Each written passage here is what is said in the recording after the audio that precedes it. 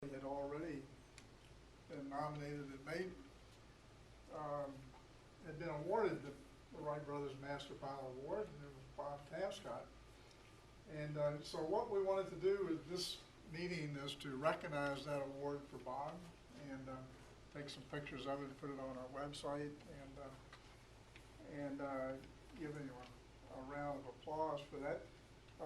Bob, if you would you give us kind of just a brief, it's my understanding what this represents is a pilot that has had 50 years or more of Not digging something up. yeah.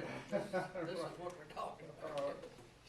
Flight experience and high degree of professionalism and safety. Is that right? Yeah. Well, it was interesting because somebody else nominated me for this.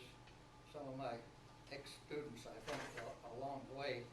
But anyway, I got a call from the FAA, and they told me about it, and they said, well, which 50 years do you want?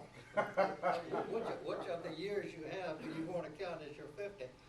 And I thought back to see if when they reviewed my records, if there was anything, I said, well, just take the most recent 50 and let the first 15 go, something like that. Anyway, they did that, and apparently they went through all of their files that they've been accumulating on me ever since 1946, and said that they couldn't find any reason not to give it to me, I guess. So they showed up at one of our meetings one night at our organization with this and presented it. About the only comment I could make to them at the time was, well, this is a subtle hint that I should be quitting. It ain't gonna work. so that was it. But this is what he's talking about. Yay.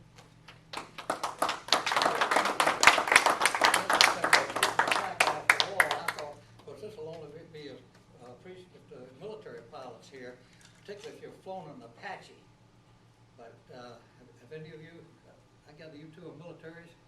No, I wasn't. I'm not an Apache. Not Apache? But I was on the team to evaluate the proposals for the Apache.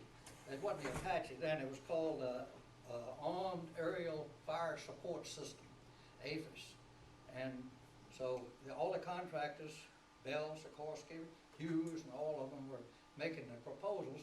And we had a fairly large team that were going to evaluate all the proposals. So we had the contract and the specifications, but we had a guy on our team that was an extremely good artist, and we started talking about all the requirements, and he says, well, let's put together we'll take the contract specifications and put together our design and compare all of the other designs with it. And this is what he came up with.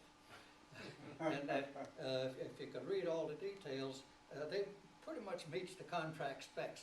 Battle damage with a hole in the blade, biofuel,